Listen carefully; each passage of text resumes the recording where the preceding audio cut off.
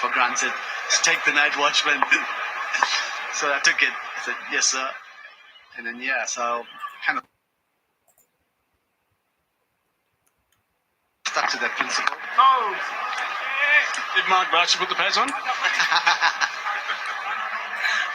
79 for 3.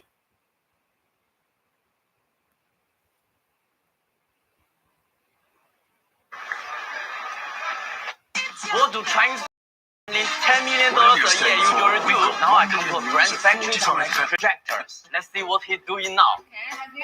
I have an appointment with the boss.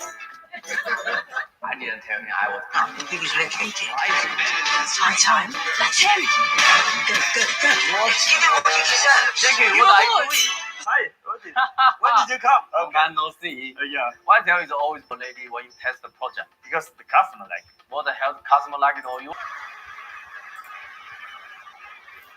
Yeah, not watch. Remember Jason Gillespie against Bangladesh. No.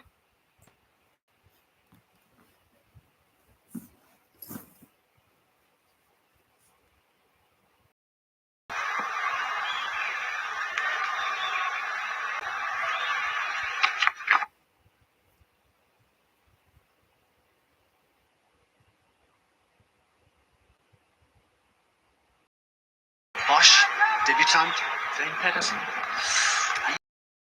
You know, he put in that partition. Remember, he was very watchful with.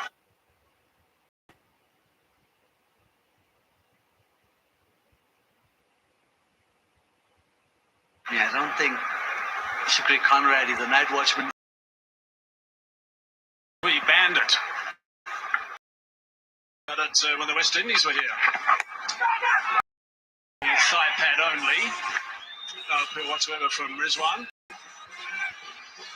Yeah, it's always interesting to watch the batter. Tendler was very quickly down into marking his centre guard or his off-stump guard after you've made contact, and you can sometimes tell by the behaviour of the batter as to whether he feels like he'd got something on it. He was very convinced that he just got on with the game.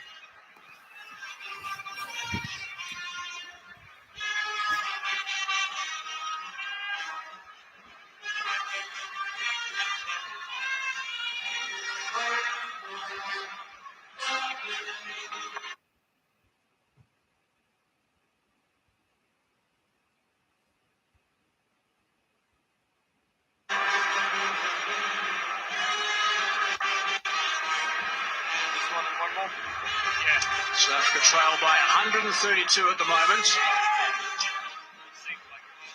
We have seen some deliveries bounce a little bit more than expected throughout the day today. Quite a few actually when Dane Patterson was bowling. And he picked up his second 5-wicket haul.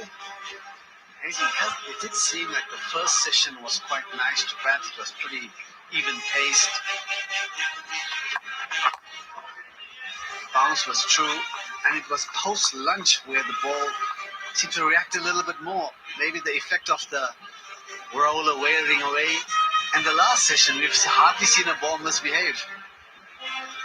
So it's really quite interesting to observe. And we have a look at session 1, 4 wickets, session 2, 5, session 3, another 4, but session 2, suddenly a scurry of wickets of the Pakistani lower order. And then also Hashim.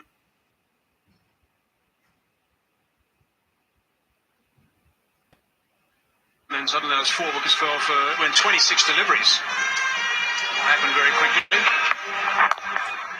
All but one of them being soft dismissals actually at that stage. That would have been very frustrating for Pakistan. And some more soft dismissals happened after the break as well.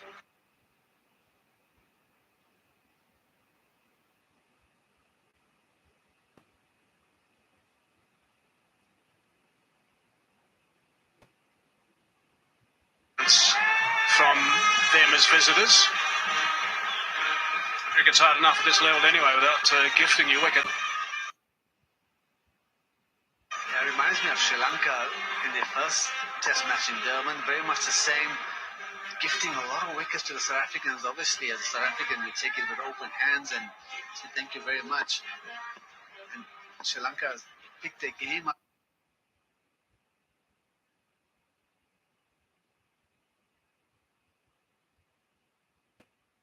seen here.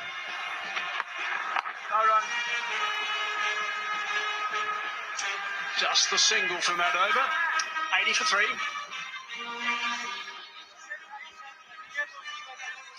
So let's have a look at the wickets that went down for Pakistan.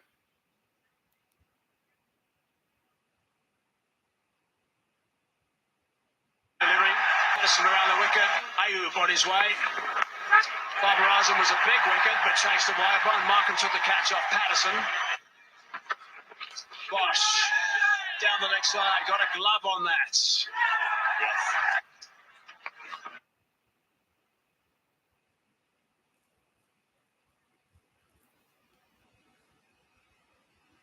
Yes. And a shot catch by Markham, his second catch.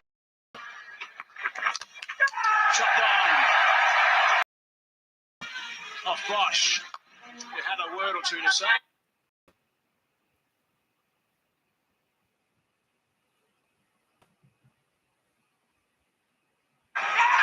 Wasn't finished, Patterson. Rickon took a fine catch. And Rabada picked up a second wicket as well. And Bosch, his fourth. Second catch, rather. And that's the final one. Patterson taking that. Second 5-wicket haul in 2 matches. Brilliant stuff from Patterson. On with a bus.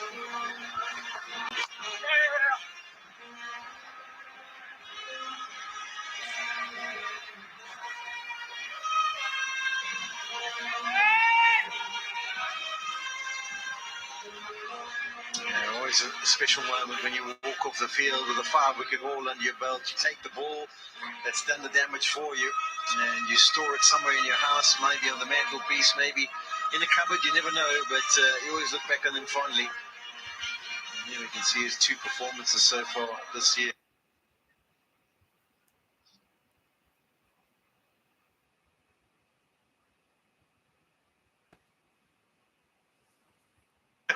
In a cupboard. How many?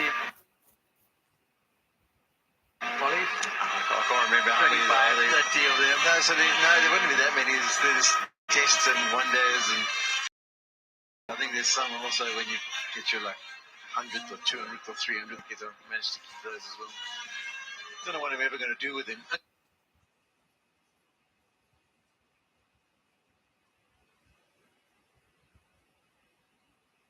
In the cupboard, and I found a few stumps that you grab after the test series. Not sure what to do with them as well. Soft hands again from Mbuma. It's something he's exhibited this summer in the tests.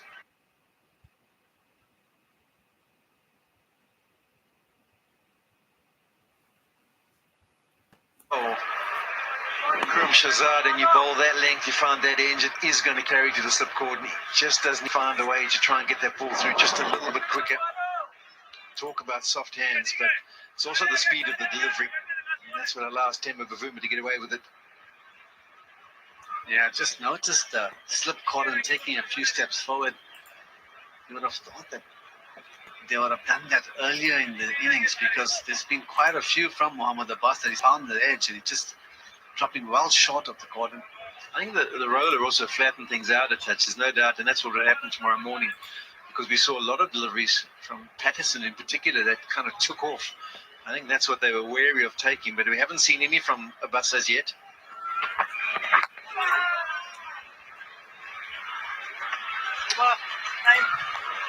And that's it. That's it for day one. 22 overs of the South African innings. Miss out on 8 overs today, which is disappointing. We had the extra half hour, which we did take, so 8 overs light today. This is not an ideal scenario. 82 for 3 is where South Africa are. They trail by 129. That's a day that South Africa are going to be pretty pleased with after bowling Pakistan out for 211. And now whittling away at that and still having 7 wickets in hand. 4 wickets going in the session for 84 runs. Yeah, after having won the toss, deciding to bowl first, they've been desperate to bowl Pakistan. Now they did that for just over 200, and now they've got themselves to 82 for 3. The other key point is Ada Markham's at the crease.